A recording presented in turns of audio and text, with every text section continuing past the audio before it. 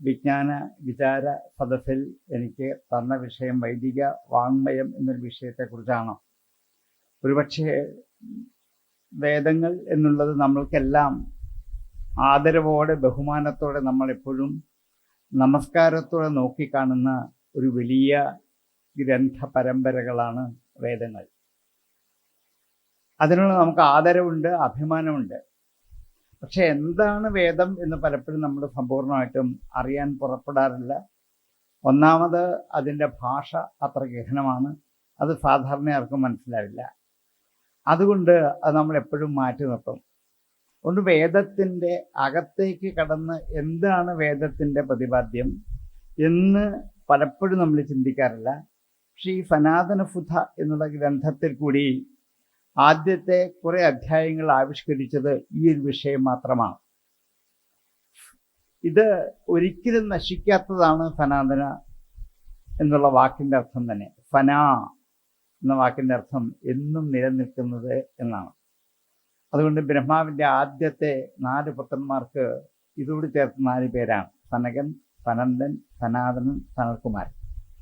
4 പേരുടെയും പേരിൻ്റെ ആദ്യത്തെ ഒരു വാക്ക് ഫന എന്നാണ്. എന്നുവെച്ചാൽ ഇവരൊരിക്കലും നശിക്കില്ല. എന്നും കൽപ്പാന്തപ്രളയത്തിൽ പോലും നശിക്കാതെ നിലനിൽക്കുന്നവരാണ് ഈ 4 പേർ. ബാക്കി സപ്തർഷിമാരൊക്കെ അതിനകത്ത് അകപ്പെട്ടു പോകുന്നവരാണ്. ഓരോ പ്രളയം കഴിയുമ്പോഴും സപ്തർഷിമാർ പോലും മാറി മാറി വരുന്നവരാണ്. പക്ഷേ സനകാദികൾ മാറില്ല. അതുകൊണ്ട് വളരെ വിദഗ്ധമായിട്ട പേരാണ് ഈ 4 പേരുകൾ. അതിലെ ആദ്യത്തെ ഫന, അതാണ് നമ്മൾ ഈ ഗ്രന്ഥത്തിന് കൊടുത്ത പേര് ഫനാതനം. ആ തനം എന്ന് വെച്ചാൽ ഉള്ളത് എന്നാണ്. സനാതനം, എക്കാലവും ഉള്ളത്, ഒരു കാലത്തും നശിക്കാത്തത് എന്നുണ്ടായി നമുക്ക് കൃത്യമായി അറിയില്ല. പക്ഷേ ഇതൊരിക്കലും നശിക്കില്ല. കൽപ്പാന്തപ്രളയത്തിന് ശേഷവും അനുസ്യൂതമായി നിലനിൽക്കുന്ന ഒരു വലിയ ധർമ്മസംഹിതയാണ് സനാതനം എന്നുള്ള വാക്കുകൊണ്ട് ഉദ്ദേശിക്കുന്നത്. ഭാരതീയരുടെ മതവും ഭാരതീയരുടെ ചിന്തയും ഇതായിരുന്നു. സനാതന മതം എന്നാണ്. അതുകൊണ്ട് സനാതന ധർമ്മം എന്നാണ് അതിന് പേര് കൊടുത്തത്. ധർമ്മം എന്താണ്? ധർമ്മത്തിൻ്റെ അനുഷ്ഠാനമാണ് പിന്നീട് മതമായി പരിണമിച്ചത്. അതുകൊണ്ട് സനാതന ഫുധ എന്താണ്? അതിലെ ആദ്യത്തെ വിഷയങ്ങൾ നമുക്ക് എടുത്തു നോക്കുമ്പോൾ എപ്പോഴും ഭാരതീയ സംസ്കാരങ്ങളിലെ നമ്മളുടെ എല്ലാത്തരം ജ്ഞാനവിജ്ഞാനങ്ങളുടെയും അടിത്തറ വേദങ്ങളാണ് എന്ന് നമ്മൾക്കും അറിയാം, വിദേശികൾക്കും അറിയാം. വിദേശികൾ ഭാരതത്തിൽ വരുന്നത് വേദം പഠിക്കാനായിരുന്നു. ഇപ്പോഴും വരുന്നത് അവർ വേദം പഠിക്കാനാണ്, കച്ചവടത്തിന് വേണ്ടി മാത്രമല്ല. എത്രയോ പേര് ഇവിടെ എത്തി വേദം പഠിച്ചിട്ട് നമ്മോട് പറയുന്നുണ്ട്, നിങ്ങളുടെ സംസ്കാരത്തിന് അടിത്തറ വേദമാണ്, പഠിക്കൂ, അതിൽ നിന്നാണ് നിങ്ങൾക്ക് എന്തെങ്കിലും സംസ്കാരം ലഭിക്കാനുള്ളത് എന്ന് പറയുമ്പോഴെങ്കിലും നമ്മൾക്ക് വേദത്തെക്കുറിച്ചൊരു അഭിമാനം തോന്നാറുണ്ട്. എന്നാൽ ആധുനിക ജനങ്ങൾ വേദത്തെക്കുറിച്ച് അന്വേഷിക്കാൻ തുടങ്ങിയിട്ടുണ്ട്. അതുകൊണ്ടാണ് ഇങ്ങനെ ഗ്രന്ഥത്തിന് പ്രസക്തി വന്നതാണ്. മുമ്പ് സൂചിപ്പിച്ച പോലെ ഞാൻ ആദ്യം എടുത്ത ക്ലാസ്സുകളൊക്കെ വേദങ്ങളെക്കുറിച്ചാണ്. എവിടെ തുടങ്ങണം, എങ്ങനെ വേണം എന്ന് നിശ്ചയമില്ലായിരുന്നു. കോവിഡ് കാലത്ത് കുറച്ച് ക്ലാസ് എടുക്കണം, അത്ര മാത്രമേ ഇവർ ആവശ്യപ്പെട്ടുള്ളൂ. എന്ന് ക്ലാസ് എടുക്കണം, എങ്ങനെ വേണമെന്ന് അവർക്കും അറിയില്ല, എനിക്കും അറിയില്ല. എന്തായാലും ഞാൻ ഗഹനമായി ആലോചിച്ചപ്പോൾ ഒരു തുടക്കമാവട്ടെ, വേദം മുതൽ തുടങ്ങാം എന്ന് വിചാരിച്ചിട്ട് വേദസംഹിതകളെക്കുറിച്ച്, വേദങ്ങളെക്കുറിച്ചാണ്. അത് വേദം ആർക്കും, സാധാരണക്കാർക്ക്, വേദം എന്താണെന്ന് അറിയാത്തവർക്ക് മനസ്സിലാകുന്ന മട്ടിൽ മാത്രമേ വളരെ ചുരുക്കി, ഓരോ വിഷയങ്ങളും 4-5 പേജ് മാത്രമേ ഉള്ളൂ, വളരെ ചുരുക്കിയാണ്. വേദത്തെക്കുറിച്ച് അങ്ങനെയൊന്നും പറയാൻ പറ്റില്ല. കാരണം എന്താണ്? 10,000-ൽ പരം സൂക്തങ്ങൾ ഉൾക്കൊള്ളുന്ന പല വേദമന്ത്രങ്ങളെയും 3-4 പേജിൽ പറയാൻ പുറപ്പെട്ടാൽ എന്താവും? ഒന്നും ആവില്ല, സത്യമാണ്. പക്ഷെ അങ്ങനെ സാധാരണക്കാർക്ക് അതിലേക്കുള്ള ഒരു പ്രവേശനം, എന്താണ് വേദമെന്ന് അറിയാൻ വേണ്ടി മാത്രമേ എത്തുന്നുള്ളൂ. അടുത്ത ഒരു സ്റ്റെപ്പിലേക്ക് കടക്കുമ്പോൾ വേദത്തിൻ്റെ ഗഹനമായ വിഷയങ്ങളിലേക്ക് നമുക്ക് പ്രവേശിക്കണം. അതെന്താണെന്ന് അറിയണം. അധ്യക്ഷൻ സൂചിപ്പിച്ച പോലെ അതിൻ്റെ ശാഖോപശാഖകളെക്കുറിച്ച്, ഗോത്രസൂത്രങ്ങളെക്കുറിച്ച്, ഋഷിമാരെക്കുറിച്ച്, ഇങ്ങനെ കൂടുതൽ നമുക്ക് ഗഹനമായി ഇനി പഠിക്കേണ്ടതുണ്ട്. അതറിയേണ്ടതാണ്. അതറിഞ്ഞവർ അപൂർവം ഉണ്ട് നമ്മുടെ കൂട്ടത്തിൽ. അവരെ സംബന്ധിച്ച് അതിനെക്കുറിച്ചുള്ള നിഷ്കൃഷ്ടമായ പഠനം കിട്ടുമ്പോഴാണ് അത് പൂർണ്ണമായി തോന്നിക്കുന്നത്. പക്ഷേ സാധാരണക്കാർക്ക് വേദം എന്താണെന്ന് പോലും അറിയാൻ മേലാത്തവർക്ക് അതിന് ഗോത്രങ്ങളെയോ സൂത്രങ്ങളോ ശാഖകളോ ഉപശാഖകളെ കുറിച്ചോ പറഞ്ഞാൽ ആദ്യം മനസ്സിലാവാത്തത് കൊണ്ട് ആദ്യം ഈ വഴിയിലേക്ക് പോയിരുന്നുള്ളൂ. തൊട്ടു പുറകെ അതിനെക്കുറിച്ച് നമ്മൾക്കൊരു കുറിപ്പടി ഉണ്ടാക്കാം. അദ്ദേഹം സൂചിപ്പിച്ച് അംഗീകരിക്കുന്നു. വളരെ സന്തോഷം. അങ്ങനെ തന്നെ വേണം. അത് അടുത്ത ഒരു സ്റ്റെപ്പിൽ നമുക്കതിനെക്കുറിച്ച് ചിന്തിക്കാവുന്നതാണ്. ഇതിൻ്റെ ആലോചനയുള്ള വിഷയമാണ് ഇതെല്ലാം. പക്ഷെ ആദ്യത്തേക്ക് ഇത് മാത്രമേ പറ്റുള്ളൂ. എന്നിട്ട് തന്നെ 1000 പേജുകളുണ്ട്. വളരെ ബൃഹത്താണ്. അതിൽക്കുള്ളൊരു ഗ്രന്ഥം എങ്ങനെ ഇറങ്ങാൻ പറ്റും ഒരു വോള്യത്തിൽ എന്നുള്ള സംശയത്തിലായിരുന്നെങ്കിലും അത് ചുരുക്കി അങ്ങനെ ആക്കിയതാണ്. എന്തായാലും ഈ സനാതന സുധയിൽ ആദ്യം ചർച്ച ചെയ്യുന്നത് ഭാരതത്തിൻ്റെ എല്ലാവിധ ജ്ഞാനങ്ങളുടെയും വിജ്ഞാനങ്ങളുടെയും അടിത്തറയായ വേദങ്ങളെക്കുറിച്ചാണ് ആദ്യം. വേദം അറിഞ്ഞെങ്കിൽ മാത്രമേ നമുക്ക് ബാക്കിയുള്ള ഭക്ത വിജ്ഞാനങ്ങളും ജ്ഞാനവും നമുക്കറിയാൻ പറ്റുകയുള്ളൂ. എന്തായിരുന്നു വേദത്തിൻ്റെ വിഷയം എന്ന് പുറപ്പെട്ടാൽ സത്യാന്വേഷണമാണ് വേദത്തിൻ്റെ വിഷയം. സത്യത്തെ അന്വേഷിക്കലാണ്. സത്യം എന്ന വാക്കിൻ്റെ അർത്ഥം ഉണ്മ, ഉള്ളത് എന്നാണ്. സത് അസ്യ അസ്തി സത്യം എന്നാണ്. സത്തുള്ളത് എന്തോ അതാണ് സത്യം. അസത്തുള്ളത് അസത്യവുമാണ്. നമുക്ക് അസത്തും അസത്യവുമാണ് ഏറെ പരിചയം. സത്തും സത്യവും അല്ല. അതുകൊണ്ടാണ് നമുക്ക് സത്യം ശരിക്കും മനസ്സിലാകാത്തത്. ഇന്ന് നമ്മൾ പറയുന്ന സത്യവും കള്ളവും അല്ല ഇവിടെ ഉദ്ദേശിക്കുന്നത്. സത്തായ വസ്തു ഒന്നു മാത്രമേ ഉള്ളൂ. അത് ഈശ്വരൻ മാത്രമാണ്. 3 കാലത്തും നിലനിൽക്കുന്നതാണ് സത്യം. ത്രികാല അബാധ്യമായതേ സത്യമാവുകയുള്ളൂ. ഭൂതകാലത്തിൽ ഉണ്ടാവണം, വർത്തമാനകാലത്ത് നിലനിൽക്കണം, ഭാവിയിൽ നശിക്കരുത്. 3 കാലത്തും ഒരുപോലെ നിലനിൽക്കുന്ന എന്തോ അതിൻ്റെ പേരാണ് സത്യം എന്ന്. അങ്ങനെയുള്ള സത്യത്തെക്കുറിച്ചുള്ള അന്വേഷണമാണ് ഋഷിമാർ ആദ്യം ആരംഭിച്ചത്. അങ്ങനെ ആരംഭിച്ചപ്പോൾ അവർക്ക് എവിടെ നിന്നാണ് അന്വേഷിക്കുന്നത്? ഈ ഭൂമിയിൽ നിന്നാണ് അന്വേഷിക്കുന്നത്. അതുകൊണ്ട് ഈ ജഗത്തിനെ കുറിച്ച് പഠിക്കേണ്ടി വന്നു. ഇനിയും ആരാണ് അന്വേഷിക്കുന്നത്? മനുഷ്യരാണ്. അതുകൊണ്ട് മനുഷ്യരെ കുറിച്ച് പഠിക്കേണ്ടി വന്നു. എന്തിനെക്കുറിച്ചാണ് അന്വേഷിക്കുന്നത്? ഈശ്വരനെ കുറിച്ച്. ഈ 3 വിഷയമാണ്: ജഗത്ത്, മനുഷ്യൻ, ഈശ്വരൻ. ജഗത്തിനെ കുറിച്ച് അറിയണം. എങ്കിൽ അല്ലേ ഉള്ളൂ ജഗത്ത് മുഴുവൻ നിറഞ്ഞു നിൽക്കുന്ന ഈശ്വരസത്ത എന്താണെന്നറിയാൻ പറ്റുള്ളൂ. ഈശാവാസ്യമിതം സർവം എന്ന ഉപനിഷത്ത് എപ്പോഴും ഉദ്ഘോഷിച്ച ആ ഒരു സത്യം അറിയണമെങ്കിൽ ജഗത്തിനെ കുറിച്ച് തന്നെ പഠിക്കണം. അതേപോലെ അതിലുള്ള മനുഷ്യരെക്കുറിച്ച്, ജഗത്തിലെ ജീവജാലങ്ങൾ ഏറ്റവും ഉത്കൃഷ്ടമാണ് മനുഷ്യൻ. ജന്തുവിനാം നരജന്മ ദുർലഭം. അങ്ങനെ കിട്ടിയ ഈ മനുഷ്യജന്മത്തെക്കുറിച്ച് രണ്ടാമത് പഠിക്കും. ഇനി ഈ മനുഷ്യൻ തൻ്റെ വിവേകശക്തി ഉപയോഗിച്ച് കണ്ടെത്തുന്ന സത്യത്തെയാണ്. ഈ 3 വിഷയങ്ങളെക്കുറിച്ചാണ് വേദം നമ്മെ ബോധ്യപ്പെടുന്നത്. ഇവരുടെ ഈ സത്യാന്വേഷണം, സത്യം കണ്ടെത്തൽ പരീക്ഷണശാലയിൽ പരീക്ഷിച്ചറിഞ്ഞിട്ടല്ല. പിന്നെന്താണ്? തപസ് കൊണ്ടാണ്. തപസ് കൊണ്ട് ഇതെല്ലാം കണ്ടെത്താൻ സാധിക്കും. ഈ പ്രപഞ്ചത്തെക്കുറിച്ച് പഠിക്കാൻ തപസ്സാണ് ഉപയോഗിച്ചത്. മുമ്പ് സ്വാമിജി സൂചിപ്പിച്ചു, വൈശേഷിക ദർശനം മുഴുവനും ഈ പ്രപഞ്ചത്തിലെ പദാർത്ഥങ്ങളെക്കുറിച്ച് പഠിക്കുകയാണ്. അങ്ങനെയുള്ള ഭൗതികമായ എല്ലാത്തരം വിജ്ഞാനങ്ങൾക്കും ഇവരുപയോഗിച്ചത് വേദസംഹിതകൾ മാത്രമാണ്. അപ്പൊ ഈ ഒരു അറിവാണ് വേദം കണ്ടെത്തിയ ആ ഒരു സത്യം. ആ സത്യത്തെക്കുറിച്ചുള്ള ഒരു അന്വേഷണ ത്വരയാണ് വേദങ്ങൾ നമുക്ക് കാണാൻ പറ്റുക. അപ്പൊ ആദ്യം അവരെ അന്വേഷിച്ചത് ഈ പ്രപഞ്ചത്തെക്കുറിച്ചാണ്, ജഗത്തിനെ കുറിച്ചാണ്, മനുഷ്യനെ കുറിച്ചാണ്, പിന്നീട് ഈശ്വരനെ കുറിച്ചാണ്. അപ്പൊ അതിന് തപസ്സാണ് അതിന് പ്രധാനപ്പെട്ട കാരണം. തപസ്സെന്ന് വെച്ചാൽ നമ്മൾ ഇന്ന് സങ്കല്പിക്കുന്ന പോലെ കാവ്യൊക്കെ എടുത്ത് കാട്ടിൽ പോയി തപസ് ചെയ്യുക എന്നുള്ള പറഞ്ഞല്ല. ചിന്ത എന്നാണ് തപസ്സിന്റെ. തപസ് ചെയ്യാന്ന് വെച്ചാൽ ചിന്തിക്കുക എന്നാണ്. തപ്യതയെ, ചൂടാവുക, തലപുകഞ്ഞ് ആലോചിക്കുക എന്നൊക്കെ നമ്മൾ മലയാളത്തിൽ പറയും. അത് എന്താ? തപിക്കലാണ്. അങ്ങനെ തൻ്റെ ബുദ്ധി ഉപയോഗിച്ച് ചിന്തിച്ച് ചിന്തിച്ച് ചിന്തിച്ച് ഒരിടത്തിരുന്ന് കണ്ടെത്തിയതാണ് ഈ പ്രപഞ്ചത്തിൻ്റെ നാനാതരത്തിലുള്ള വിസ്തൃതികളും എല്ലാം. ടേപ്പും കൊണ്ടുപോയി അളന്നെടുത്തിട്ടില്ല. ഭാഗവതത്തിൽ എന്താണ് അവിടെ ഭൂഗുണിതം എന്നുള്ള അധ്യായത്തിൽ ഓരോ ദ്വീപിൻ്റെയും വിസ്താരം, അതിൻ്റെ വലിപ്പം, അവിടെയുള്ള വൃക്ഷങ്ങൾ ഒക്കെ വർണ്ണിച്ചിരിക്കുന്നുണ്ട്. ഇതെല്ലാം പോയി ചുറ്റും അളന്നിട്ടൊന്നുമല്ല. ഇത് ഇവിടെയാണ് തപസ്സിന്റെ ശക്തി. ഭാരതത്തിലെ ഋഷിമാരുടെ തപസ്സിന്റെ ശക്തി അവിടെയാണ്. തപസ് കൊണ്ടാണ് ഇത് മുഴുവൻ കണ്ടെത്തിയത്. പരീക്ഷണശാലയിൽ പരീക്ഷിച്ചറിഞ്ഞ് കണ്ടെത്തിയതല്ല. അങ്ങനെ കണ്ടെത്തുന്ന സത്യം നിലനിൽക്കില്ല. പരീക്ഷണശാലയിൽ കണ്ടെത്തുന്ന സത്യം കുറച്ചു കാലമേ നിലനിൽക്കുള്ളൂ. കഴിയുമ്പോൾ അത് പോകും. പിന്നെ വേറെ ചില ശാസ്ത്രജ്ഞന്മാർ മെനക്കെട്ട് കണ്ടെത്തുന്ന മറ്റൊരു സത്യമായിരിക്കും പിന്നീട് ഇത് പ്രമാണമാകുന്നു. ഇതിന് ആപേക്ഷിക സത്യം എന്നാ പറയാം. നമ്മൾക്ക് നമ്മുടെ ഋഷിമാർ കണ്ടെത്തിയത് ആത്യന്തിക സത്യമാണ്, പാരമാർത്ഥിക സത്യമാണ്. അതൊരിക്കലും നശിക്കില്ല. കാരണം അത് ടെസ്റ്റ് ട്യൂബിൽ കൂടി പരീക്ഷിച്ച് കണ്ടെത്തിയതല്ല, നാളെ മാറിപ്പോകുന്നതല്ല, ഒരു കാലഘട്ടത്തിലും മാറാത്തതാണ്. ത്രികാലങ്ങൾ ഒരിക്കലും ബാധയുണ്ടാവാതെ നിലനിൽക്കുന്ന ശാശ്വതമായ സത്യമാണ് തപസ് എന്ന് പറയുന്ന പരീക്ഷണശാലയിൽ കൂടി കണ്ടെത്തിയ ഏറ്റവും മഹനീയമായ ശക്തി. ഇതാണ് വേദത്തിന്റെ പൊരുൾ. ഈ ഋഷിമാർ ഈ കണ്ടെത്തിയത് എന്താണ്? വേദ്യതേ അനേന ഇതി വേദ. ഈ കണ്ടെത്തിയ വേദമന്ത്രങ്ങൾ കൊണ്ട് ഇത് നമ്മെ ബോധ്യപ്പെടുത്തുന്നു. വേദ്യതേ, നമ്മളെ അറിയിക്കുന്നു ഇതാണ് സത്യം, ഇതാണ് സത്യം എന്ന്. അങ്ങനെ അവർ കണ്ടെത്തിയത് വേദങ്ങളായി, വാക്കുകളായി, മന്ത്രങ്ങളായി, സൂക്തങ്ങളായി നമ്മുടെ മുമ്പിലേക്ക് എത്തിച്ചു. അതിൽ കൂടി നമുക്ക് തന്നത് വിദന്തിയും അസ്മിൻ ഇതി വേദ. ഇതിൽ ധർമ്മങ്ങൾ അറിയിക്കപ്പെടുന്നു എന്നുള്ളത് കൊണ്ട്, വിദന്തി അസ്മിൻ ധർമ്മ, ഇതിൽ ധർമ്മങ്ങൾ അറിയിക്കപ്പെടുന്നു എന്നുള്ളത് കൊണ്ടും അതിനെ വേദം എന്ന് വിളിക്കാം. പരമാത്മാ ഏന വേദ്യതേ ഭവേദ.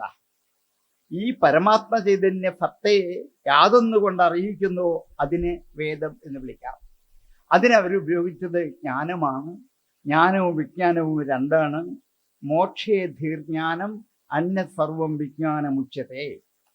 ഈശ്വരോന്മുഖമായ അറിവിന് മാത്രമേ ജ്ഞാനം എന്ന് പറയൂ, ബാക്കിയൊക്കെ വിജ്ഞാനങ്ങളാണ്. വിജ്ഞാനങ്ങളൊക്കെ ഭൗതികമാണ്, അതുണ്ടായി മറയും, അത് എക്കാലവും നിലനിൽക്കില്ല. 1000 വർഷം കഴിയുമ്പോൾ ചില വിജ്ഞാനങ്ങളൊക്കെ ഇല്ലാണ്ടാകും, വേറെ പുതിയ വിജ്ഞാനങ്ങൾ ഉണ്ടാകും. വിജ്ഞാനങ്ങൾക്ക് വളർച്ചയുണ്ടാകും, തളർച്ചയുണ്ടാകും, വിസ്ഫോടനം ഉണ്ടാകും, നശിക്കും, പോകും, വരികയൊക്കെ ചെയ്യും. ജ്ഞാനം ഒരിക്കലും അങ്ങനെ പോവില്ല. അതുകൊണ്ട് വേദം കണ്ടെത്തിയത് വിജ്ഞാനത്തെ അല്ല, ജ്ഞാനത്തെയാണ്. ജ്ഞാനം സാക്ഷാത്കരിക്കലായിരുന്നു വേദത്തിന്റെ ഏറ്റവും പരമോന്നതമായ ലക്ഷ്യം. അതുകൊണ്ടാണ് ഈ വേദം ജ്ഞാനത്തെക്കുറിച്ചാണ്. വേദം കണ്ടെത്തിയത് ജ്ഞാനമാണ്, അതിന് പോകാനുള്ള വഴിയും ജ്ഞാനമാണ്. അതുകൊണ്ട് മോക്ഷേ ധീർജ്ഞാനം അന്യത് സർവം വിജ്ഞാനം എന്ന് വേദത്തെക്കുറിച്ച് പറയുന്നത്. ഈ വൈദിക മതം പിൽക്കാലത്ത് ഹിന്ദുമതം എന്ന് വിളിക്കപ്പെട്ടതാണ്. ഇതിനെ, ഈ കണ്ടെത്തലിനെയാണ് വൈദിക മതം എന്ന് വിളിക്കുന്നത്. ആദ്യം ഭാരതത്തിൽ ഉണ്ടായിരുന്ന ഒരു മതം ഇത് തന്നെയായിരുന്നു, വൈദിക മതമാണ്. പിൽക്കാലത്തെ ഹിന്ദുമതമായി പരിണമിച്ചതാണ്. അതുകൊണ്ടാണ് സനാതന മതം അല്ലെങ്കിൽ സനാതന ധർമ്മം ഇതിന് പേര് കിട്ടാൻ കാരണം.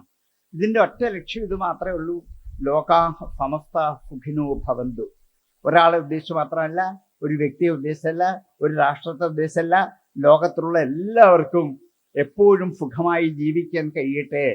അതിനു വേണ്ടുന്ന ധർമ്മം എന്താണ്? ആ ധർമ്മം നമ്മെ ബോധ്യപ്പെടുത്തലാണ് ഇത് ചെയ്യുന്നത്. ഇങ്ങനെയുള്ള വൈദിക മതം പിൽക്കാലത്ത് ആര്യമതം എന്നറിയപ്പെട്ടതാണ്. ആര്യന്മാർ എന്ന് പറയുന്നത് വെളിയിൽ നിന്ന് വന്നവരൊന്നുമല്ല, ഇവിടെ തന്നെ ഉള്ളവരാണ്. ഭാരതത്തിലുള്ള പണ്ഡിതന്മാർ, ജ്ഞാനികൾ, ഋഷീശ്വരന്മാർ, അവർക്ക് കൊടുത്ത പേരാണ് ആര്യൻ. അല്ലാതെ ഇന്ന് നമ്മളെ പഠിപ്പിച്ചിരിക്കുന്ന വെളിയിൽ നിന്ന് അങ്ങോട്ട് വന്നു ചേർന്ന കുറേ ആര്യന്മാരാണ്. ഇവിടെ ആരും ആര്യന്മാരുണ്ടായിരുന്നില്ല എന്നാണ്. വേദങ്ങളിൽ എത്ര പ്രാവശ്യം ആര്യ ശബ്ദം ഉപയോഗിക്കുന്നുണ്ട്. നാടകങ്ങളൊക്കെ ആര്യപുത്ര ആര്യപുത്ര എന്ന് സംബോധന ചെയ്യാനും ഉപയോഗിക്കുന്ന വാക്കുകൾ ഇഷ്ടം പോലെയുണ്ട്.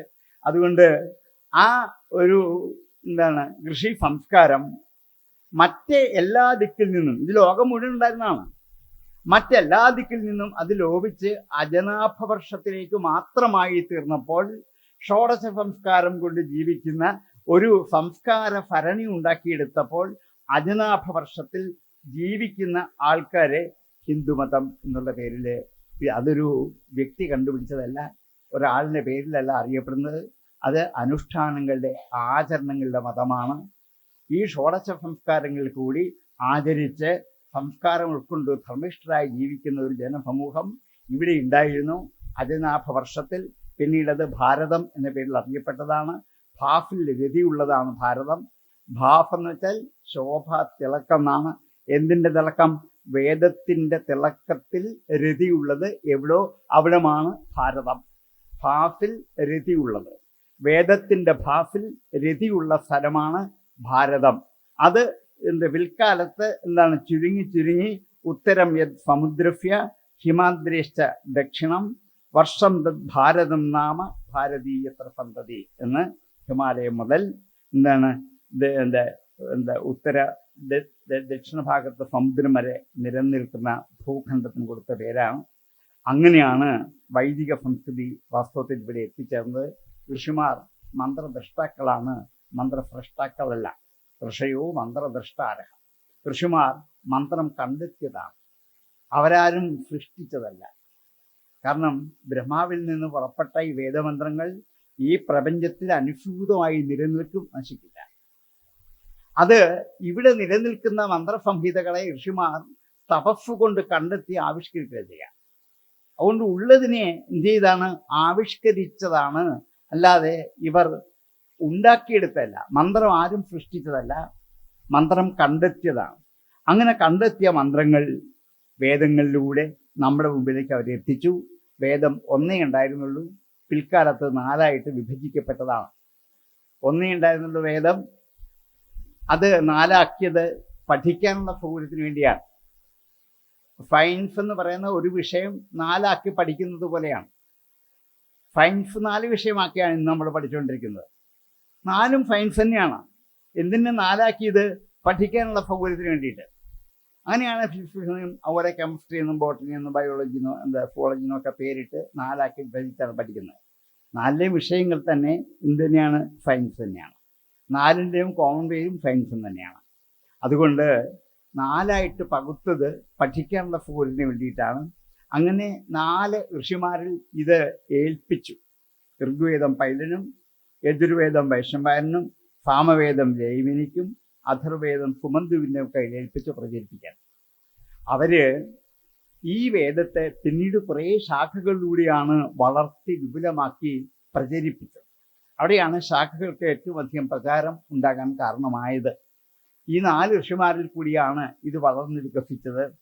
ഈ 4 വേദങ്ങൾക്ക് നമ്മുടെ നിത്യജീവിതവുമായി എന്തുണ്ട് ബന്ധം? വേദങ്ങൾ പഠിക്കുന്ന കുറേ ആൾക്കാർ വേദം വായിക്കുന്നു, പഠിക്കുന്നു, ചൊല്ലുന്നു. എന്താ കാര്യം? എൻ്റെ ജീവിതവുമായിട്ട് ഇനി വല്ല ബന്ധമുണ്ടോ? ഉണ്ട് എന്ന് വേദസംഹിത നമ്മെ ബോധ്യപ്പെട്ടു. 4 വേദങ്ങൾ മനുഷ്യജീവിതത്തിൻ്റെ 4 പ്രധാന ഘട്ടങ്ങളെ പ്രതിനിധാനം ചെയ്യാൻ വേണ്ടി അവതരിച്ചതാണ് എന്ന് വേദം ശരിക്കും പഠിക്കുമ്പോൾ നമുക്ക് മനസ്സിലാകും. ഋഗ്വേദം ജ്ഞാനാത്മകമാണ്, യജുർവേദം കർമ്മപ്രധാനമാണ്, സാമവേദം ആനന്ദദായകമാണ്, അഥർവവേദം സംരക്ഷണയാണ്. 4 വേദങ്ങൾക്ക് 4 വിഷയങ്ങൾ നമുക്ക് തരാനുണ്ട്. യജുർവേദ ലക്ഷ്യം ജ്ഞാനമാണ്. ജ്ഞാനം വെച്ചാൽ മോക്ഷേ ധീർജ്ഞാനം, ഈശ്വരോന്മുഖമായ അറിവ് നൽകലാണ് ഋഗ്വേദത്തിന്റെ ലക്ഷ്യം. ഇനിയും യജുർവേദം അത് കർമ്മപ്രധാനമാണ്. സകല കർമ്മങ്ങളെക്കുറിച്ച് നമ്മെ ബോധ്യപ്പെടുത്തലാണ് ഋഗ്വേദം, അല്ലെ യജുർവേദം.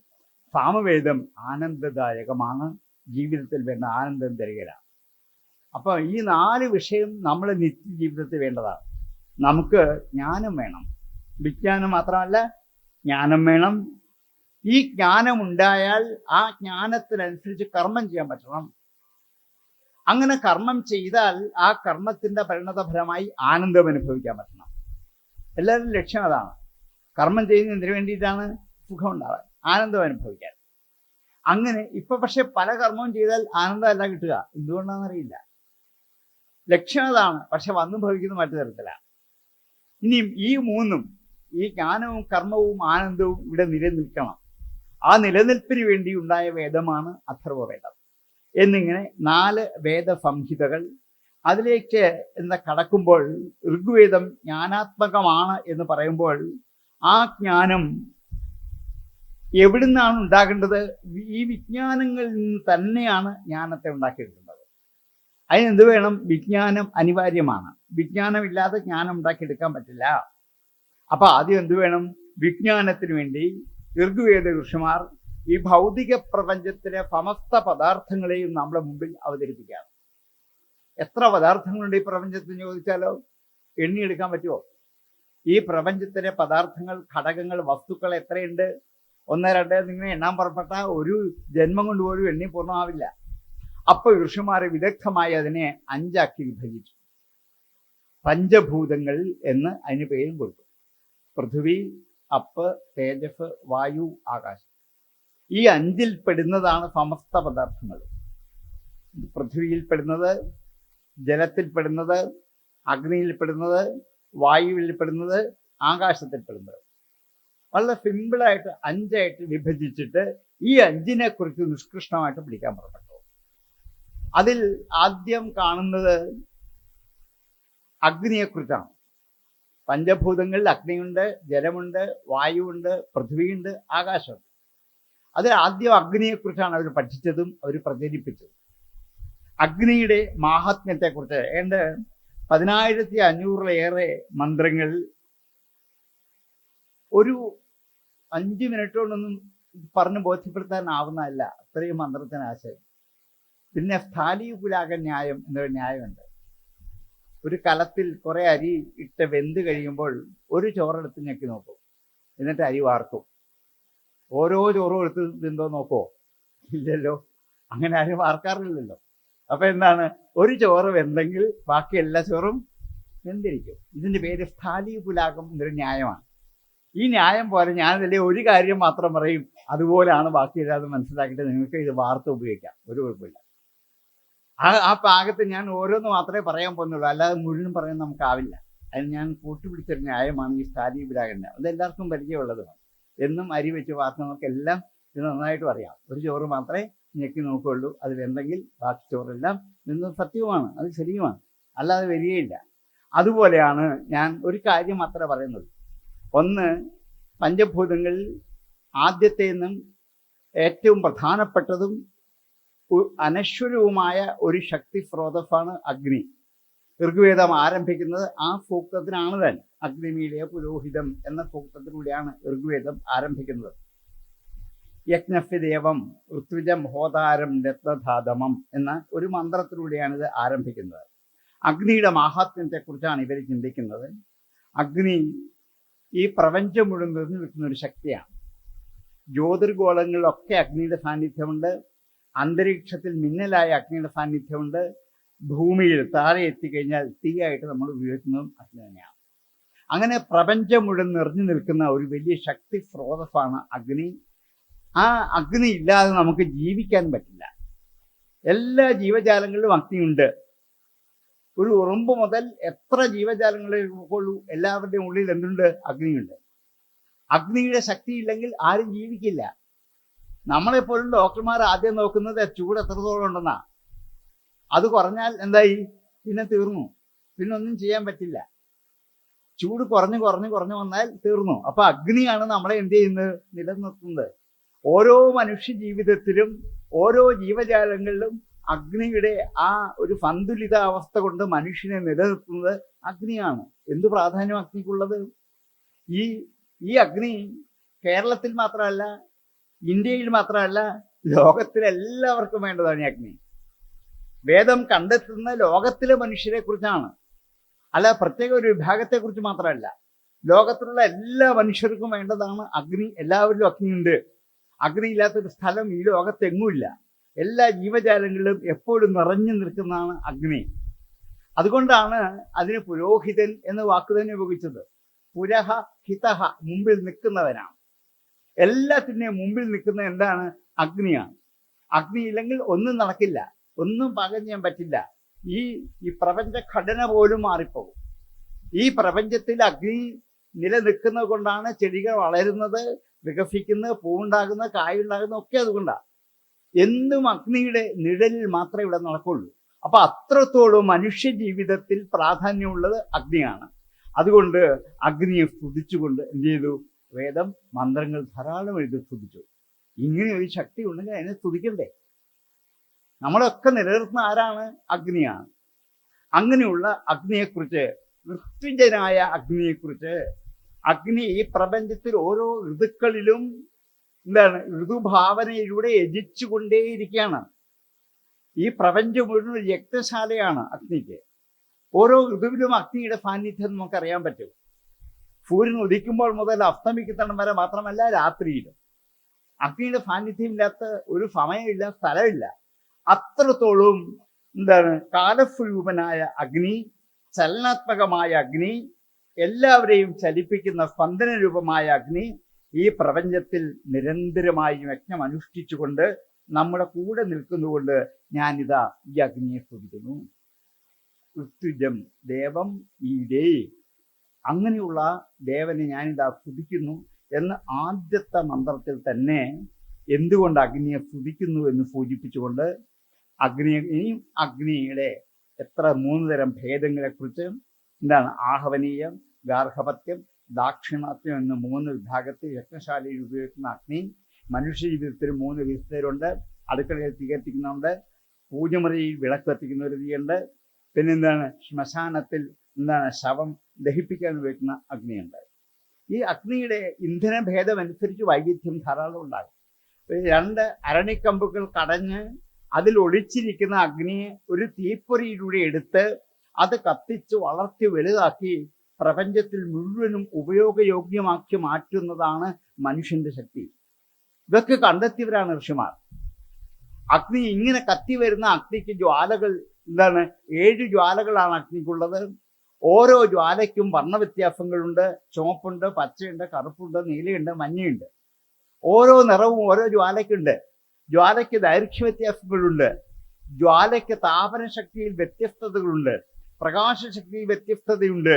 പഠിക്കുകയാണ്. ശാസ്ത്രം ഇത്ര പോലും പഠിച്ചില്ല അഗ്നിയെക്കുറിച്ച്. ഇങ്ങനെ നിഷ്കൃഷ്ടമായ അഗ്നിയെക്കുറിച്ച് പഠിച്ചറിഞ്ഞിട്ട് ഈ അഗ്നിയെ ഞാൻ ദേവനായി ആരാധിക്കും. വിജ്ഞാനത്തെ എന്താക്കി മാറ്റി? ജ്ഞാനമാക്കി മാറ്റി. അഗ്നി ഒരു വിജ്ഞാനമായിട്ടാണ് നമ്മളിപ്പോൾ കണ്ടത്. ആ വിജ്ഞാനത്തെ എന്താക്കി മാറ്റി? ജ്ഞാനമാക്കി മാറ്റാൻ സാധിച്ചു. ഇതാണ് വൈദിക ഋഷിമാർ തപസ്സിലൂടെ സാക്ഷാത്കരിച്ച് നമുക്ക് കണ്ടെത്തി അഗ്നി ദേവനാക്കി മാറ്റി. ഇപ്പോൾ നമുക്ക് അഗ്നി ആരാണ്? ദേവനാണ്. ഇനി ജലത്തിലേക്ക് കിടന്നാൽ രണ്ടാമത്തെ ഭൂതം എന്താണ്? ജലമാണ്. ജലത്തിൻ്റെ മാഹാത്മ്യത്തെക്കുറിച്ച്, ജലത്തിൻ്റെ കഴിവിനെക്കുറിച്ച്, ജലത്തിൻ്റെ ഉൽപ്പത്തി മുതൽ 5 തരത്തിൽ നമുക്ക് ഈ ജലം ഭൂമിയിൽ ഉപയോഗിക്കാൻ സാധിക്കും എന്നുള്ള 5 തരത്തിലുള്ള അഗ്നിയുടെ ജലത്തിൻ്റെ സ്രോതസ്സുകളെ കുറിച്ച് വിസ്തരിച്ച് പറയുന്നത് ഋഗ്വേദത്തിലാണ്. അതിനുവേണ്ടി 100ഓളം സൂക്തങ്ങൾ ഉപയോഗിക്കുന്നുണ്ട്. പ്രധാനപ്പെട്ട വരുണ സൂക്തങ്ങളിൽ എത്രയോ മന്ത്രങ്ങളിൽ എന്താണ് ഈ ജലത്തിൻ്റെ ഒന്ന് ദിവ്യം എന്നൊരു സ്രോതസ്, അതായത് ദ്യൂവിൽ നിന്ന് വരുന്ന വെള്ളം, അതിൻ്റെ പേരാണ് മഴവെള്ളം, ദിവ്യമാണ്. ഇനിയും അതുകൂടാതെ സ്രവന്തി, നദികളിൽ കൂടി എന്ത് ചെയ്യുന്നു? ഒഴിപ്പോകുന്ന വെള്ളം. അതുകൂടാതെ ഖനിസ്രം, നമ്മൾ കുഴിച്ചെടുക്കുന്ന, ഖനിയിൽ നിന്നും കുഴിച്ചെടുക്കുന്ന, കിണർ പോലെ കുഴിച്ചെടുക്കുന്ന വെള്ളം. അതുകൂടാതെ സ്വയജം, തന്നെത്താൻ ഉണ്ടായി വരുന്ന അരുവികൾ കൂടി, എവിടുന്നാന്നറിയില്ല, ചില പാറക്കെട്ടിനിടയിൽ കൂടി ഇങ്ങനെ തന്നെ ഒഴിച്ചിറങ്ങി വരുന്ന കാണാം അവകൾ. ഈ പിന്നെയുള്ള സമുദ്രജം. ഇങ്ങനെ 5 തരത്തിലുള്ള ജലസ്രോതസ്സുകളെ കുറിച്ച്. അപ്പൊ ജലത്തെക്കുറിച്ച് സമ്പൂർണ്ണമായിട്ട് പഠിക്കാതെ ചെയ്യുക, അതാണ് വിജ്ഞാനമാണെന്ന് പറഞ്ഞതാണ്. ഈ വിജ്ഞാനത്തെയാണ് ജ്ഞാനമാക്കി മാറ്റുന്നത്. ഭൂമിക്ക് ഊർജം പ്രദാനം ചെയ്തവരാണ് നിങ്ങൾ. ഭൂസ്ഥാന ഊർജേ, ഭൂമിക്ക് ഊർജം പ്രദാനം ചെയ്യുന്നവരാണ്. ജലമില്ലെങ്കിൽ ഊർജം നിൽക്കില്ല. നമ്മുടെ ഊർജം മുഴുവൻ എന്തുകൊണ്ടാണ്? വെള്ളം ഉള്ളത് കൊണ്ടാണ്. 4 മണിക്കൂർ വെള്ളം കുടിക്കാതിരുന്നാലോ തളർന്ന് അനങ്ങാൻ മേലുണ്ടാവും, ഊർജമൊക്കെ നഷ്ടപ്പെടും. അഗ്നി ഉണ്ടെന്ന് പറഞ്ഞിട്ട് കാര്യമില്ല. എന്ത് വേണം? ജലം വേണം. ജലമാണ് നമ്മളെ ഊർജം നൽകി സംരക്ഷിക്കുന്നത്. ഭുവസ്ഥാന ഊർജി എന്നൊരു മന്ത്രമാണ് അതിലെ. അപ്പൊ ഇത്ര നിഷ്കൃഷ്ടമായി അതിനെക്കുറിച്ച് പഠിച്ചറിഞ്ഞിട്ട് മഹേ രണായ ചക്ഷസേ, നിങ്ങൾ ഞങ്ങൾക്ക് വലിയ സന്തോഷത്തിനായിട്ട് ഭവിക്കുന്നു. രണം എന്നുള്ള വാക്കിന് യുദ്ധം എന്നാണ് നമ്മൾ കേട്ട് പഠിച്ചിട്ടുള്ള അർത്ഥം. പക്ഷെ വേദം പറയുന്നത് രണം സന്തോഷമാണ്. ആർക്ക് സന്തോഷം? യോദ്ധാക്കൾക്ക്. യോദ്ധാക്കൾക്ക് സന്തോഷം ഉണ്ടാക്കുന്നതാണ് രണം. അതുകൊണ്ട് മഹേ രണായ, നിങ്ങൾക്ക് വലിയ സന്തോഷത്തിനായിട്ട് ഭവിക്കട്ടെ ഈ ജലം എന്നിങ്ങനെ ഉഷതിയായ അമ്മയെപ്പോലെ, ഉഷതീരിവ മാതര, മുലയൂട്ടുന്ന അമ്മയെപ്പോലെയാണ് വെള്ളം. ഈ ഭൂമിയാകുന്ന അമ്മ തൻ്റെ മുലപ്പാലാകുന്ന വെള്ളം അനുസ്യൂതം ജീവജാലങ്ങൾക്കും ചെടികൾക്കും ഇങ്ങനെ ഒഴുക്കി കൊടുത്തുകൊണ്ടിരിക്കുന്നുണ്ടല്ലേ നമ്മളൊക്കെ ജീവിക്കാൻ പറ്റുക. അതിങ്ങനെ ഈ ഭൂമിയാകുന്ന അമ്മ മുലപ്പാലാകുന്ന വെള്ളം നമുക്ക് ഒഴുക്കിക്കൊണ്ടു തരുന്നു. ഉഷതീഹി മാതരൈവ, ഉഷതിയായ അമ്മയെപ്പോലെ.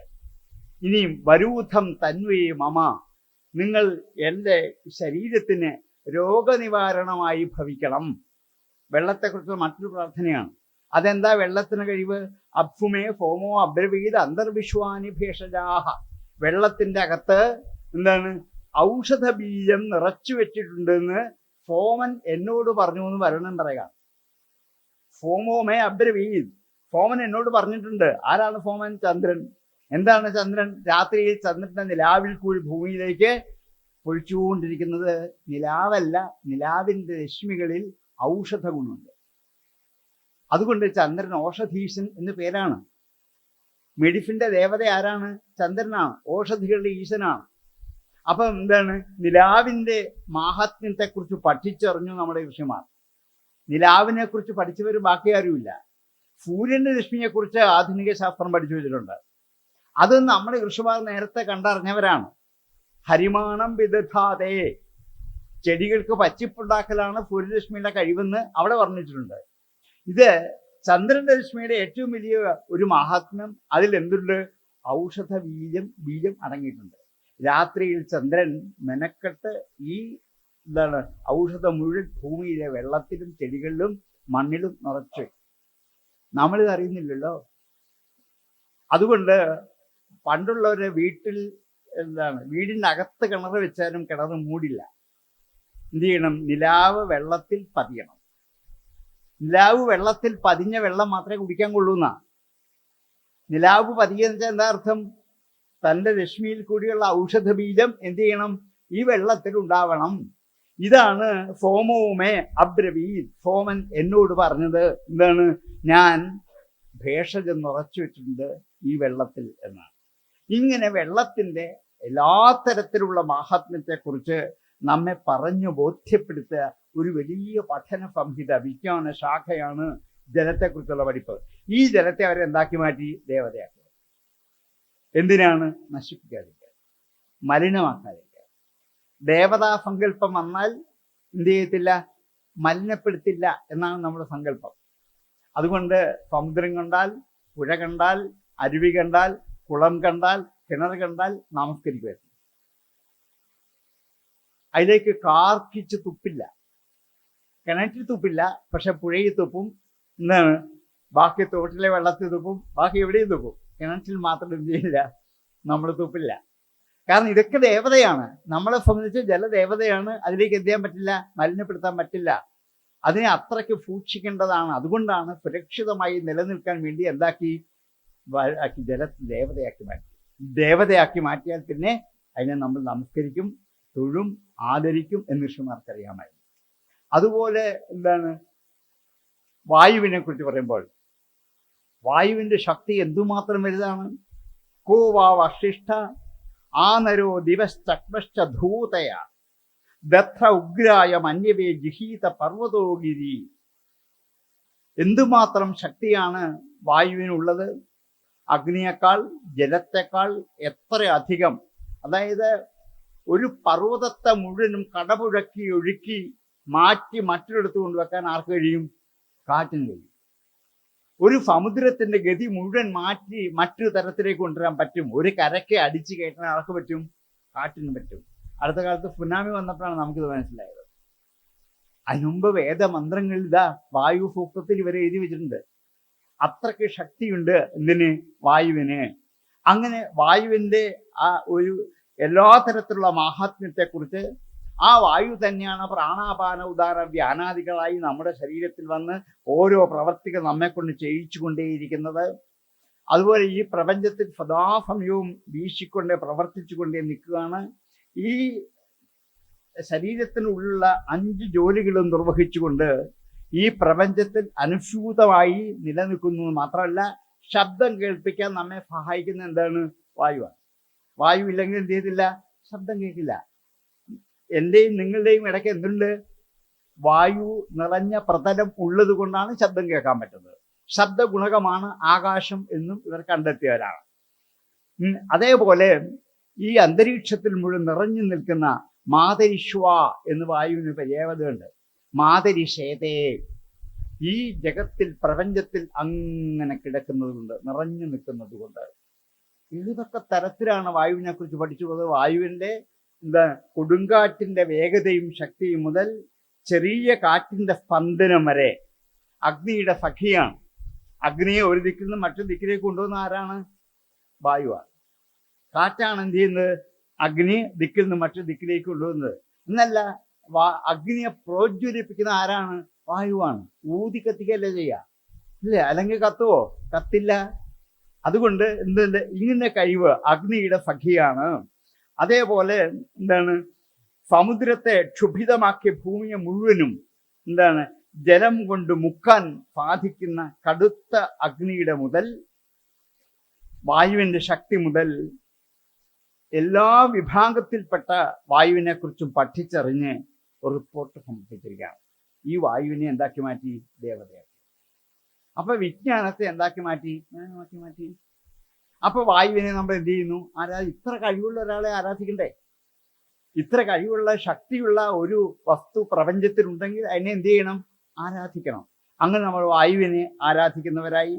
അതേപോലെ എന്താ? പൃഥ്വി ഭിയാമേഷു രേജതേ ശോനാ പൃഥ്വി ഭവ ചക്രിയായി ഇവ വിവർത്തന്തേ. ചക്രം പോലെ കറങ്ങിക്കൊണ്ടിരിക്കുന്നതാണ് ഭൂമിന്ന്. അടുത്ത കാലത്ത് ശാസ്ത്രജ്ഞന്മാരല്ല കണ്ടുപിടിച്ചത്, നമ്മുടെ വൈദിക സൂക്തങ്ങൾ ഋഷിമാർ കണ്ടുപിടിച്ചതാണ്. ഭൂമിയാണ് കറങ്ങിക്കൊണ്ടേയിരിക്കുന്നത്. ചക്രിയായി ഇവ വിവർത്തത്തെ. ഒരു ചക്രം പോലെ ഭൂമിയാണ് കറങ്ങുന്നത്, ബാക്കിയൊന്നുമല്ല. സൂര്യനല്ല കറങ്ങുന്നത്, പിന്നെ ആരാണ്? ഭൂമി സ്വന്തം അച്ചുതണ്ടിൽ കറങ്ങുന്നു എന്ന് എത്ര കാലം മുമ്പ് സാക്ഷാത്കരിക്കാൻ പറ്റി? അത് വേദമന്ത്രങ്ങളുടെ ആശയം തന്നെയാണ്. അത് അങ്ങനെ ഇത് അത്രയ്ക്ക് വിസ്താരമാണ്. ഫ്യോന പൃഥ്വി ഭവ. ഈ പൃഥ്വി ഫ്യോനയാണ്, വിസ്തീർണയാണ്, നിറഞ്ഞു നിൽക്കുകയാണ്. ഈ പൃഥ്വിയെക്കുറിച്ചാണ് സ്തുതിക്കുന്നത്. അത് കേരളത്തിലും ഇന്ത്യയിലും മാത്രമുള്ള പൃഥ്വിയല്ല, ഈ വായുവും ഇവിടെ മാത്രം ഉള്ളതല്ല. അതുകൊണ്ടാണ് വേദം സാർവലൗകികമാണ്, സാർവജനീനമാണ്. ലോകത്തിലുള്ള എല്ലാവർക്കും വേണ്ടിയുള്ളതാണ് വേദം. അല്ലാതെ അത് പ്രത്യേക വിഭാഗത്തിന് വേണ്ടിയുള്ളതല്ല. അതിൻ്റെ പ്രത്യേക ഈശ്വരനെ കുറിച്ചും അല്ല പറയുക. ഈ പഞ്ചഭൂതങ്ങളെ ഈശ്വരനാക്കി മാറ്റി അതിനെ ആരാധിക്കാനാ പറയുക. ഇത് ആർക്കാ വേണ്ടാത്തത്? ഏത് യൂറോപ്യന്മാർക്കും ഇത് വേണ്ടേ? അവർക്ക് ഇതിനെ കണ്ടെത്തണം, ആരാധിക്കണം, അറിഞ്ഞേ പറ്റുള്ളൂ. കാരണം ഇത് നിത്യജീവിതത്തിൽ ഉപയോഗയോഗ്യമാണ്. അങ്ങനെ എന്താ? പൃഥ്വിയെക്കുറിച്ച് നമ്മളെ കൊണ്ട് ഭൂമിയെ എന്താക്കി മാറ്റി? ദേവതയാക്കി. ഭൂമി നമുക്ക് ആരാണ്? ദേവിയാണ്. രാവിലെ എഴുതിട്ട് ഭൂമിയെ സ്തുതിച്ച് വന്ദിച്ചിട്ട് കാല് നിലത്ത് കുത്തുമായിരുന്നു, അല്ലേ? ഇങ്ങനെ ഈ ഭൂമിയെക്കുറിച്ചുള്ളൊരു സങ്കല്പം. ആകാശത്തെക്കുറിച്ച് ദ്യാവാപൃഥ്വി ജനയിത്രി. ദ്യാവാപൃഥ്വികളെ ജനിപ്പിച്ചുകൊണ്ട്, അന്തരീക്ഷത്തെ ഉണ്ടാക്കിക്കൊണ്ട്, അല്ലേ? ആകാശം എന്ന് വെച്ചാൽ എന്താ അർത്ഥം? ആ സമന്താത് കാശത്തെ. എക്കാലവും പ്രകാശരൂപേണ കാണപ്പെടുന്ന സ്ഥലമൊക്കെ എന്താണ്? ആകാശമാണ്. ആകാശമില്ലാത്തണം ഈ ഇവിടെയൊന്നുമില്ല. ഈ അന്തരീക്ഷം മുഴുവൻ എന്താണ്? ആകാശമാണ്. ഇതിൻ്റെ അകത്ത് എന്തുണ്ട്? ആകാശമുണ്ട്. അതുകൊണ്ടാണ് നമുക്ക് ഇരിക്കാൻ പറ്റുന്നത്. ഇടയുണ്ട് എന്ന്. ആകാശം വെച്ചാൽ ഇടയാണ്, സ്ഥലമാണ്. അതില്ലെങ്കിൽ ഇരിക്കാൻ പറ്റില്ലല്ലോ. അപ്പൊ എന്താണ്? ഈ സ്ഥലത്തിൽ ഇടയിൽ കൂടി നിറഞ്ഞു നിൽക്കുന്നതാണ് ആകാശം. ആ ആകാശത്തിന്റെ ശക്തിയും മഹാത്മ്യവും കണ്ടറിഞ്ഞിട്ട് അതിനെ ദേവതയാക്കി മാറ്റി. എന്താണ്? ദ്യാവാപൃഥ്വി എന്നൊരു ദേവത. അപ്പൊ പഞ്ചഭൂതങ്ങൾക്ക് അഞ്ചിനും എന്തായി? ദേവതകളായി. അഞ്ചും വിജ്ഞാനമാണ്, പക്ഷെ എന്താക്കി മാറ്റി? ജ്ഞാനമാക്കി മാറ്റി. ഇതാണ് ഋഗ്വേദത്തിന്റെ ഏറ്റവും വലിയ ഒരു സംഭാവന. ഞാൻ ചുരുക്കി പറഞ്ഞാണ്. ഇത് ഋഗ്വേദത്തിൽ ഇത് മാത്രമല്ല, ഇഷ്ടംപോലെ നമുക്കറിയാനുള്ള വിഷയങ്ങളുണ്ട്. പക്ഷെ അതിലേക്ക് ഞാൻ പോകുന്നില്ല എന്ന് മാത്രം. യജുർവേദം കർമ്മപ്രധാനമാണ്. ജ്ഞാനം കൊണ്ട് മാത്രം, വിജ്ഞാനം കൊണ്ട് മാത്രം ജീവിക്കാൻ പറ്റില്ല. ഏത് ജ്ഞാനികൾക്കും ഈ പ്രപഞ്ചത്തിൽ ജീവിക്കണമെങ്കിൽ എന്ത് ചെയ്യണം? കർമ്മം ചെയ്യണം. കർമ്മം ചെയ്യാതെ ജീവിക്കാൻ പറ്റത്തില്ല. എന്നാ ജാതു തിഷ്ഠതി അകർമ്മകൃത്തെന്ന് ഗീത പറയും. എത്ര വലിയ ഋഷിയാണെങ്കിലും സന്യാസിയാണെങ്കിലും കർമ്മം ചെയ്യണമല്ലോ. ശ്വാസോച്ഛ്വാസം ഏറ്റവും ചെറിയൊരു കർമ്മമാണ്. അതില്ലാതെ ആർക്കും ജീവിക്കാൻ പറ്റുമോ? ഇല്ല. അപ്പൊ എല്ലാവരും നിരന്തരം കർമ്മം ചെയ്യുന്നു. എങ്കിൽ ആ കർമ്മം എങ്ങനെ ചെയ്യണം, എങ്ങനെ ആയിരിക്കണം എന്ന് കർമ്മത്തെക്കുറിച്ച് നമ്മെ പഠിപ്പിക്കുന്ന വേദമാണ് യജുർവേദം. ഒരു ശ്വാസോച്ഛ്വാസം മുതൽ 12,000 സംവത്സരം നീണ്ടു നിൽക്കുന്ന മഹായാഗങ്ങൾ വരെയുള്ള സകല കർമ്മങ്ങളെക്കുറിച്ചും യജുർവേദം നമ്മെ പഠിപ്പിക്കലാണ്. അപ്പോൾ വാസ്തവത്തിൽ യജുർവേദം ശരിക്കും പഠിക്കുമ്പോഴാണ് ആരൊക്കെ ഏതൊക്കെ കർമ്മം എപ്പോഴൊക്കെ ചെയ്യണം എന്ന് വ്യക്തമായി നമ്മെ ബോധ്യപ്പെടുത്തിയിട്ടുണ്ട്. ഇന്ന് നമുക്ക് കർമ്മത്തെക്കുറിച്ചാണ് ആശങ്ക. ഓരോ നിമിഷവും ഓരോന്ന് ചെയ്യുമ്പോൾ ഇത് ചെയ്യാമോ, ഇങ്ങനെ ചെയ്യാമോ, ഇടത്തോട്ട് തിരിയണോ, വലത്തോട്ട് തിരിയണോ, കിഴക്കോട്ട് വേണോ, പടിഞ്ഞാട്ട് വേണോ, സംശയങ്ങളാ. ആരോട് ചോദിക്കാനാ? ആരോട് ചോദിച്ചാലും 100 വിധത്തിൽ ഉത്തരവും കിട്ടും. ആകപ്പാട് നമ്മൾ എന്താണ്? വരയാണ്. അവിടെയാണ് യജുർവേദത്തിന്റെ പ്രസക്തി. അവിടെയാണ് നിത്യകർമ്മം, നൈമിത്തികർമ്മം, കാമ്യകർമ്മം. കർമ്മത്തെ 3ആയിട്ട് വിഭജിച്ചിട്ട് നിത്യകർമ്മങ്ങൾ നിത്യേന മുടങ്ങാതെ ചെയ്യേണ്ടതാണ്. അകരണേ പ്രത്യവായ സാധനാനി സന്ധ്യാവന്ദനാദീനി. ചെയ്യാതിരുന്നാൽ തിരിച്ചടി ഉണ്ടാകുന്നതാണ് സന്ധ്യാവന്ദനങ്ങൾ. നിത്യകർമ്മമാണ്. നിത്യകർമ്മം എന്ന് വെച്ചാൽ നമുക്കിന്ന് ആകപ്പാടെ അറിയാവുന്ന പല്ല് തേക്കലാണ് നിത്യകർമ്മം, അതേ ഉള്ളൂ. അതുപോലെയാണ് നാമം ചൊല്ലൽ. അത് നിത്യകർമ്മമാണ്. സന്ധ്യാവന്ദനം നിത്യകർമ്മമാണ്. പല്ല് തേക്കുന്ന ആരെങ്കിലും മുടക്കുമോ? ഇന്ന് സമയമില്ല, നേരമില്ല, ഇനി നാളെ ആട്ടെ, 2 ദിവസം കഴിഞ്ഞ് പല്ല് തേക്കാം എന്ന് വയ്ക്കാറില്ല. അതുപോലെയാണ് സന്ധ്യാവന്ദനവും. എന്ത് ചെയ്യണം? മുടങ്ങരുത്. നിത്യകർമ്മമാണ്, എല്ലാ ദിവസവും മുടങ്ങാതെ ചെയ്യേണ്ടതാണ്. അകരണയെ ചെയ്യാതിരുന്നാൽ പ്രത്യവായം തിരിച്ചടി ഉണ്ടാക്കിയെടുക്കുന്നതാണ്. അതുകൊണ്ട് ഈ സന്ധ്യാവന്തനാദികളായ നിത്യകർമ്മങ്ങളെ കുറിച്ചാണ് യജുർവേദം ആദ്യം വിസ്തരിച്ച് പറയുക. പിന്നെ കാമ്യകർമ്മങ്ങൾ, നൈമിത്യകർമ്മം, ഇങ്ങനെ എല്ലാത്തരം കർമ്മങ്ങളെ കുറിച്ചുണ്ട്. ഈ കർമ്മങ്ങൾക്കൊക്കെ ഫലമുണ്ടോ എന്നൊരു ചോദ്യം ഉന്നയിക്കും. ഉണ്ട്. ഫലമില്ലാത്ത കർമ്മം ഒന്നുമില്ല. എന്നാ കുര്യാതെ നിഷ്ഫലം കർമ്മ. നിഷ്ഫലമായ കർമ്മം ആരും ചെയ്യില്ല. അപ്പൊ കർമ്മങ്ങൾക്ക് ഫലമുണ്ട്. അങ്ങനെയാണെങ്കിൽ എല്ലാ കർമ്മത്തിനും അതിൻ്റെ ഉള്ളിൽ ഫലമുണ്ടെങ്കിൽ ഫലം തരുന്ന ആരാണ്? ഒരു ഈശ്വരനുണ്ടോ അതിന്? ഇങ്ങനെ എത്ര വിഷയങ്ങൾ അവരെ കുറിച്ച് ചിന്തിക്കുക. ഉണ്ട്. അതിന് അപൂർവം എന്ന് മീമാംസ ഒരു പേര് കൊടുക്കും. അങ്ങനെ ഒരു ശക്തിയാണ്. അപ്പം സകല കർമ്മത്തിലും കർമ്മത്തിന്റെ ഫലം തരാനുള്ള ശക്തി ഒഴിഞ്ഞിരിക്കണം. പക്ഷേ ഇന്ന് കിട്ടിയെന്ന് വരില്ല. ചിലപ്പോൾ നാളെയാവും, മറ്റന്നാളാവും, ഒരു വർഷം കഴിയും, ചിലപ്പോൾ ഈ ജന്മം പോകും. അങ്ങ് നീണ്ടുപോകും. ഒരു മാവിൻ്റെ തൈ കുഴിച്ചു വെച്ചാൽ നാളെ മാങ്ങ ഉണ്ടാവുമോ? ഇല്ല. എത്ര നാൾ കാത്തിരിക്കണം? അതൊരു കർമ്മമാണ്. ഈ കർമ്മത്തിന്റെ ഫലം ചിലപ്പോൾ നമ്മൾ മരിച്ചാലും ചിലപ്പോൾ ഉണ്ടായെന്ന് വരില്ല. ഇതേപോലെയാണ് സന്ധ്യാവന്തനം. അത് എന്നും ചെയ്യണം. ഈ മാവ് നട്ടു വളർത്തി വെള്ളമൊഴിച്ച് എന്നും ചെയ്യണം. പക്ഷെ അതിന്റെ ഫലം നമുക്ക് അപ്പം കിട്ടിക്കൊള്ളണമെന്നില്ല. പക്ഷെ കിട്ടും, നഷ്ടപ്പെടില്ല, ഒരിക്കലും നഷ്ടപ്പെടില്ല. നമ്മുടെ വാസനയിൽ ഒരു നാമം ഉച്ചരിച്ചാൽ അതിൻ്റെ ഫലം സംഭരിച്ച് സൂക്ഷിച്ചിട്ടുണ്ടാകും. അങ്ങനെ ആയാൽ ഇനിയൊരു ജന്മം ഉണ്ടെങ്കിൽ പോലും അത് വളരെ വേഗന്ന് എത്രയും വേഗന്ന് ഒരു സന്യസ്ത ജീവിതം അനുഭവിച്ച് പൂർണ്ണമാക്കാൻ കഴിയും. എന്തെളുപ്പമായി. അതുകൊണ്ട് ഇപ്പൊ കിട്ടുന്ന ഓരോ നിമിഷവും ഒരു നാമം ചൊല്ലുന്ന ചുമ്മാതാവില്ല, വൃഥാവില്ലാവില്ല. അത് സൂക്ഷിച്ച് വയ്ക്കും. നമ്മുടെ ജീനിൽ, നമ്മുടെ വാസനയിൽ നഷ്ടപ്പെടില്ല. അതുകൊണ്ട് മുടങ്ങാതെ എന്ത് ചെയ്യണം? സന്ധ്യാവന്ദനം, നാമജപം ചെയ്യേണ്ടതാണ്. നമ്മെ ബോധ്യപ്പെടുത്തിയ വേദമാണ് യജുർവേദം. അതിൽ ഗായത്രി മന്ത്രത്തിന്റെ മഹാത്മ്യത്തെക്കുറിച്ച്, ഏത് മന്ത്രവുമാവാം, അതിൽ ഗായത്രിയെക്കുറിച്ച് വിസ്തരിച്ച് പറഞ്ഞു. ഗായത്രി മന്ത്രത്തിന്റെ മഹാത്മ്യത്തെക്കുറിച്ച് പറഞ്ഞു. അത് നമ്മുടെ ബുദ്ധിയെ പ്രചോദിപ്പിക്കാനുള്ളതാണ്. നമ്മുടെ ബുദ്ധിയെ നന്നാക്കി വളർത്തിയെടുക്കാനുള്ളതാണ്. എല്ലാവർക്കും ബുദ്ധിയുണ്ട്. ബുദ്ധി ഇല്ലാത്തവരായിട്ട് ആരുമില്ല. പക്ഷെ എന്ത് ചെയ്യണം? ആ ബുദ്ധിയെ ഒരു പ്രചോദനമായി നമുക്ക് എന്ത് ചെയ്യണം? സൂക്ഷിക്കാൻ പറ്റണം. അങ്ങനെ അതൊരു പ്രചോദനമാക്കി മാറ്റണം. അതുകൊണ്ടാണ് സവിതുർവരേണ്യം, സവിതാവിൻ്റെ വരേണ്യമായ തേജസ്സിനെ ഞങ്ങൾ എന്ത് ചെയ്യുന്നു? ഞങ്ങൾ നിത്യേന ഈ മന്ത്രത്തിൽ കൂടി ധ്യാനിച്ച് പ്രാർത്ഥിച്ച് ഉറപ്പിച്ചു വെക്കുന്നുവെന്നാണ്. പക്ഷെ അവിടെ ആ മന്ത്രം ചൊല്ലുമ്പോൾ തെറ്റാതിരിക്കാൻ ശ്രമിക്കാൻ ഏറ്റവും ശ്രദ്ധിക്കണം. ധിയോ യോ ന പ്രചോദയാതെന്ന് നായിക്കൊരു വിസർഗം ഉച്ചരിച്ച് തന്നെ വേണം. അല്ലെങ്കിൽ ധിയോ യോ ന പ്രചോദനം, ഞങ്ങൾക്ക് ബുദ്ധി ഉണ്ടാവാതെ പോകട്ടെ എന്ന് 1000 പ്രാവശ്യം ചൊല്ലിയിട്ടും ഒരു ഫലവും ഇല്ലാണ്ടാവുകയുള്ളൂ. അതുകൊണ്ട് ന എന്നിടത്ത് സ്ട്രെസ് ചെയ്തൊന്ന് ഉച്ചരിക്കണം. ധിയോ യോ ന പ്രചോദയാൽ, ധിയോ യോന പ്രചോദയാന്ന് വെച്ചാൽ ഞങ്ങൾക്ക് ബുദ്ധി ഉണ്ടാകാതെ പോകട്ടെ. ഇങ്ങനെ 100 പ്രാവശ്യം ചൊല്ലിയിട്ട് എന്താ ഫലം? അപ്പൊ ആ കാര്യത്തിൽ ഏറ്റവും ശ്രദ്ധിക്കണം. ഉച്ചരിക്കുന്നത് വളരെ പ്രധാനമാണ്. അങ്ങനെ നോക്കി തന്നെ ഉച്ചരിക്കണം. ധിയഹ എന്ന് അവിടെ എന്താണ്? ബഹുവചനമാണ് പ്രയോഗിച്ചത്. ധീ ധിയൗ ധിയഹ. ധിയോ ന പ്രചോദയാൽ, ബുദ്ധി ഞങ്ങൾക്ക് പ്രചോദിപ്പിക്കട്ടെ എന്നൊരു ഏകവചനം മതിയായിരുന്നു. പക്ഷെ അവിടെ കൃഷി ബുദ്ധിപൂർവ്വം ബഹുവചനം പ്രയോഗിച്ചപ്പോൾ ബുദ്ധി പലതുണ്ടെന്ന് ഉറപ്പാണ്. ബുദ്ധിക്ക് പല ഭേദങ്ങളുണ്ടെന്ന് ഉറപ്പാണ്. ശുശ്രൂഷ ശ്രവണം ചെയ്യുക, ഗ്രഹണം ധാരണം തഥ ഊഹാപോഹോ അർത്ഥവിജ്ഞാനം തത്വജ്ഞാനം ജധീ ഗുണാഹ. അങ്ങനെ ബുദ്ധിക്ക് 8 തരത്തിലുള്ള ഭേദങ്ങളുണ്ട്. ഒന്ന് ശുശ്രൂഷയാണ്. ശുശ്രൂഷ എന്ന് വെച്ചാൽ ശ്രോതും ഇച്ഛ, കേൾക്കാനുള്ള ആഗ്രഹം, അതാണ് ശുശ്രൂഷ. ഇവിടെ ഇപ്പൊ ഇങ്ങനെ ഒരു വിജ്ഞാന വിചാര സദസ്സ് നടക്കുന്നുണ്ടെന്ന് അറിഞ്ഞപ്പോൾ കേൾക്കണമെന്ന് ആഗ്രഹിച്ച് ദൂരദേശങ്ങളിൽ നിന്ന് ഒത്തിരി പേര് എത്തിയിട്ടുണ്ട്. അതൊരു ബുദ്ധി കൊണ്ടാണ്. എന്ത് ബുദ്ധിയാണ്? ശുശ്രൂഷ എന്നൊരു ബുദ്ധി ഉള്ളത് കൊണ്ടാണ്. കേൾക്കാനുള്ള ഒരു ആഗ്രഹം ഉള്ളിലുണ്ടെങ്കിൽ മാത്രമേ വരാൻ പറ്റുള്ളൂ. അതൊരു ബുദ്ധിയുടെ ഒരു ഭേദമാണ്. ഇനിയും രണ്ടാമത് ശ്രവണം വേണം. എന്താ ശ്രവണം?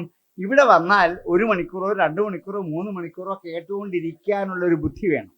അതില്ലാത്ത ഒരു 10 മിനിറ്റ് കഴിയുമ്പോൾ ഇറങ്ങിപ്പോകും. കാരണം എന്താണ്? അവർക്ക് ശ്രവണ ബുദ്ധിയില്ല. അപ്പൊ ബുദ്ധിയുടെ രണ്ടാമത്തെ ഭേദം എന്താണ്? ശ്രവണമാണ്. ശുശ്രൂഷ വേണം, ശ്രവണം വേണം, പിന്നെന്താണ്? ഗ്രഹണം വേണം. കേൾക്കുന്നതിന് എന്ത് ചെയ്യണം? ഉള്ളിലേക്ക് സ്വീകരിക്കാൻ പറ്റണം. ഈ ചെവി കൂടെ കിട്ടി ഈ ചെവി കൂടെ പറഞ്ഞു വിട്ടാൽ പോരാ. എന്ത് ചെയ്യണം? അത് ഉള്ളിലേക്ക് ആക്കണം, സ്വീകരിക്കണം. അതിന്റെ പേരാണ് ഗ്രഹണം. അതൊരു ബുദ്ധിയുടെ ഭേദമാണ്. എല്ലാവർക്കും ഗ്രഹിക്കാൻ പറ്റില്ല. ചിലരുടെ കേട്ടിറങ്ങി പോകത്തേ ഉള്ളൂ. ചിലരുടെ ഉള്ളിൽ അത് എന്ത് ചെയ്യും? ഉള്ളിലേക്ക് കടക്കും. അത് അവര് അതിന് ഗ്രഹിച്ചു, അതിന് ബുദ്ധിയുണ്ട്, ഗ്രഹണ ബുദ്ധി എന്ന് പറയും. ഇനിയും അങ്ങനെ ഗ്രഹിച്ചാൽ പോരാ, അത് ഉറപ്പിക്കണം. അതിൻ്റെ പേര് ധാരണ എന്നാണ്. ധാരണ ഒരു ബുദ്ധിയാണ്. ധാരണ എന്ന ബുദ്ധി ഉണ്ടെങ്കിൽ മാത്രമേ കേട്ടത് ഉറച്ചിരിക്കുള്ളൂ. ഉറച്ചെങ്കിൽ മാത്രമേ പിന്നീട് ഒരിക്കൽ എടുക്കാൻ പറ്റൂ, അല്ലെ കിട്ടില്ല. പണ്ടെങ്ങോ കേട്ടതാണ്, അത്രേ ഉള്ളൂ. ഇത് സ്വാമി എന്താണ് അത്രയും കാര്യം ഇന്നിവിടെ പറഞ്ഞത് സ്വാമി ഈ ബുദ്ധി ഉള്ളത് കൊണ്ടാണ്. എന്താണ് ധാരണ ബുദ്ധിയുണ്ട്. സ്വാമി കേട്ടു, അത് ഉള്ളിൽ ഉറപ്പിച്ചു, അത് ധരിച്ച് ഉറപ്പിച്ചു വെച്ചു, ഇപ്പൊ കിട്ടി. അങ്ങനെ ധരിച്ച് ഉറപ്പിച്ചു വെച്ചെങ്കിൽ മാത്രമേ അത് കിട്ടാൻ പറ്റുള്ളൂ. അത് ബുദ്ധിയുടെ മറ്റൊരു ഭേദമാണ് ധാരണ.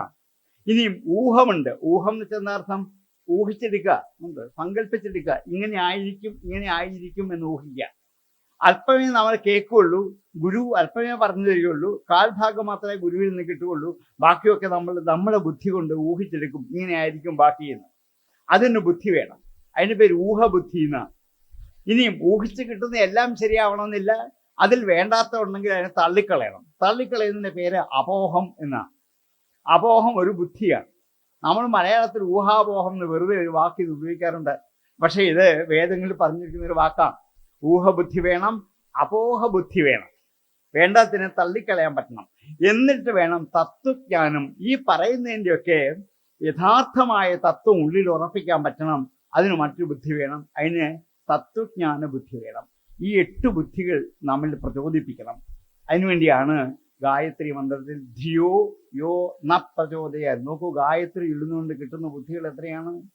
1, 2, 3 എന്നല്ല, 8 വിധത്തിലുള്ള ബുദ്ധികൾ നമ്മിൽ എല്ലായ്പ്പോഴും പ്രചോദിപ്പിക്കട്ടെ എന്ന് എല്ലാ ദിവസവും ഈ മന്ത്രം ചൊല്ലി ഉച്ചരിച്ച് പ്രാർത്ഥിച്ചാൽ ഈ ബുദ്ധികൾ 8ഉം വികസിച്ചു വരും. ഇത് നിത്യജീവിതത്തിൽ ആവശ്യമുള്ളതാണ്.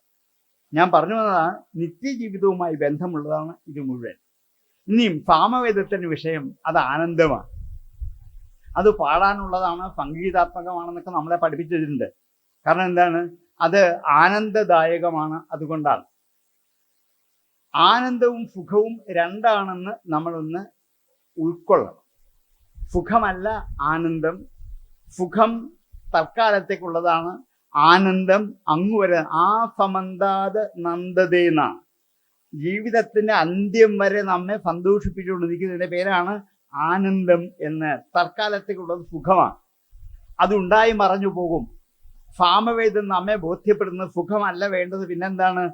ആനന്ദമാണ്. അതുകൊണ്ട് മേൽപ്പത്തൂർ തുടങ്ങിയതും സാന്ദ്രാനന്ദാവബോധാത്മകം എന്ന്. സാന്ദ്രമായ ഈ ആനന്ദമാണ് ഈശ്വരൻ. അതാണ് നമുക്ക് വേണ്ടത്. അപ്പൊ നമ്മൾ ആനന്ദം അനുഭവിക്കാൻ കഴിവുള്ളവരാണ്. സുഖം വന്നുപോകും. ഒരു ദിവസം എത്ര സുഖം വരും, എത്ര ദുഃഖം വരും. സുഖദുഃഖങ്ങൾ വന്നു പോയിക്കൊണ്ടേയിരിക്കും. അത് ശാശ്വതമല്ല, നിലനിൽക്കില്ല. അതല്ല നമുക്ക് വേണ്ടത്. അത് നമ്മൾ ആവശ്യപ്പെട്ടാലും ഇല്ലെങ്കിലും എന്ത് ചെയ്യും? സുഖവും ദുഃഖവും വന്നു പോകും. അതിനുവേണ്ടി പ്രത്യേകിച്ച് പ്രാർത്ഥിക്കണമെന്നൊന്നുമില്ല. ഇല്ലാതെ കണ്ട് അത് വരും. പ്രാർത്ഥിച്ചാലും ഇല്ലെങ്കിലും എന്ത് ചെയ്യും? സുഖവും വരും, ദുഃഖവും വരും. ഇത് മനുഷ്യ ജീവിതത്തിന്റെ സ്ഥായിയായ സ്വഭാവമാണ്.